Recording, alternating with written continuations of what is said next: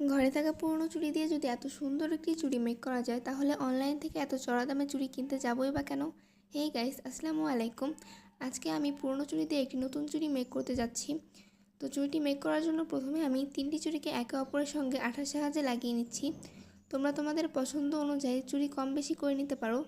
এরপরে আমি 5 আল সুতা নিয়ে নিয়েছি চুড়িটিকে পেঁচানোর জন্য। এক্ষেত্রে তোমাদেরকে খেয়াল রাখতে হবে চুড়ি পেঁচানোর সময় যাতে চুড়ির কোনো অংশ দেখা না যায়, সুতাটিকে ভালোভাবে পেঁচাতে হবে। চুড়ি পেঁচানোর সময় যদি চুড়ির কোনো অংশ দেখা যায়, তাহলে চুড়িটিকে দেখতে সুন্দর লাগবে না।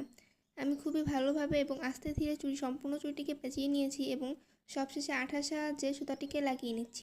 এরপরে আমি এখানে স্টোনের কাজ করব, এর জন্য আঠার সাহায্যে স্টোনগুলো বসিয়ে নিচ্ছি। তোমরা এখানে তোমাদের পছন্দ মতন যে কোনো ডিজাইন বসিয়ে নিতে পারো। আমার সম্পূর্ণ চুড়িটিতে মাত্র 4টি ফুল লেগেছে। তোমাদের হাতের সাইজ অনুযায়ী কম বেশি ফুল লাগতে পারে। অফ ক্যামেরায় আমি সবগুলো ফুল বসিয়ে নিয়েছি। এরপরে ফুলের ফাঁকা জায়গায় আমি একটি করে স্টোন বসিয়ে নিয়েছি। এটা হচ্ছে আমার ফাইনাল রেজাল্ট।